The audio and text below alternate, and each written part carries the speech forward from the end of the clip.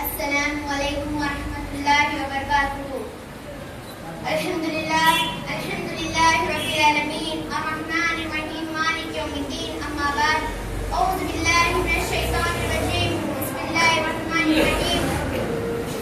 وَلَنَبْلُوَنَّكُمْ بِشَيْءٍ مِّنَ الْخَوْفِ وَالْجُوعِ وَنَقْصٍ مِّنَ الْأَمْوَالِ وَالْأَنفُسِ وَالثَّمَرَاتِ وَبَشِّرِ الصَّابِرِينَ. محترم صدر صاحب اور معزز علماء کرام، حاضرین اجلاس، محترم سامعین، صبر کے معنی روکنے اور برداشت کرنے کے ہیں.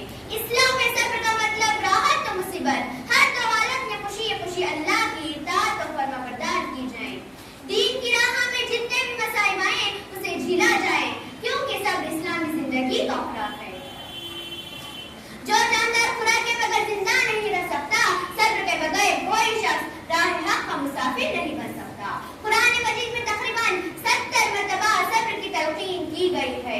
دراصل جو مومن ایمان کے راستے میں قدم رکھتے ہی اس کا صبر کا امتحان شروع ہو جاتا ہے. جیسا کہ سورہ عنکبوت میں اللہ تعالیٰ فرماتا ہے، حسیب الناس ان یترکوا ان یقولوا آمنا وهم لا یفتنون. کیا لوگوں نے یہ سمجھا کہ وہ اتنا کہنے سے چھوٹ جائیں گے، ایمان لے آئیں گے اور ان کو آزمایا نہیں جائے گا؟ حضرات، اس آیت کے شان نزول یہ ہے کہ صحابہ کرام اللہ کے رسول صلی اللہ علیہ وسلم کی خدمت حاضر ہوئی. عرض کیا، آپ ہمارے لیے اللہ سے دعا کیجیے، ہم کافروں کے تکلیف سے تنگ آ چکے ہیں. اس صحابہ کی بات سن کر اللہ کے رسول صلی اللہ علیہ وسلم نے فرمایا، آج جو تکلیف دی جا رہی ہے یہ معمولی ہے. اگلی امت کے لوگوں کو زمین میں گڑھا کھودا جاتا اور انہیں اس میں ڈال دیا جاتا، پھر ان کے سر پر آرا رکھ کر 2 ٹکڑے کیے جاتے، لوہے کی کمری ان کے گوشت میں دھسا کر ہڈیوں پر پھیرا جاتا، پھر بھی اپنے دین و ایمان سے نہ پھرتے. یہ ہے صبر. حضرات، میں آپ کو بتا کے چلوں صبر کیسے کی جاتی ہے. حضرت بلال رضی اللہ عنہ ایک شخص غلام تھے. جب انہوں نے اسلام قبول کیا تو کافروں نے ان کو آگ کے انگاروں پر سلا دیا اور ایک کافر پاؤں رکھ کر سینے پر کھڑا ہو گیا تاکہ وہ ہل نہ سکے.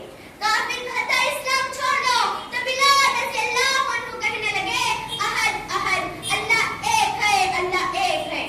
جب حضرت امام احمد بن حنبل رحمت اللہ علیہ نے خلیفہ مامون کو خلق قرآن قائل نہ ہونے پر قید خانے میں ڈال دیا اور ناقابل برداشت سزائیں دی، پھر بھی اب صبر و استقامت کے چٹان بنے رہے.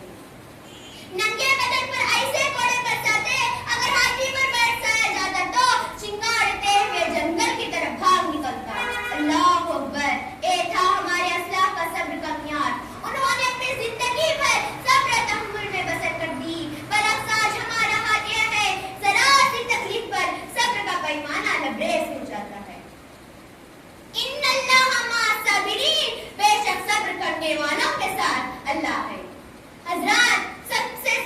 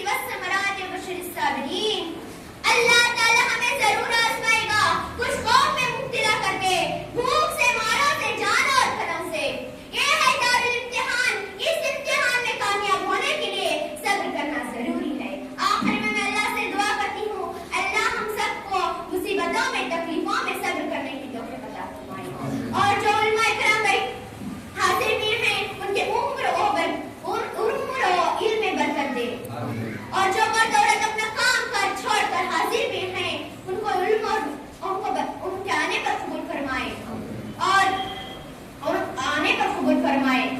السلام علیکم ورحمۃ اللہ وبرکاتہ. جزاک اللہ خیر واحسن جزا. تو ان کی تقریر سے اور تقریر کے انداز سے خوش ہو کر جو ہے 2-4 بھائیوں کی طرف سے کچھ پیسے آپ کو انعام دیے جا رہے ہیں, قبول فرمائیں. جزاک اللہ. اب ان کے بعد میں دعوت دیتا ہوں حبیبہ فاروق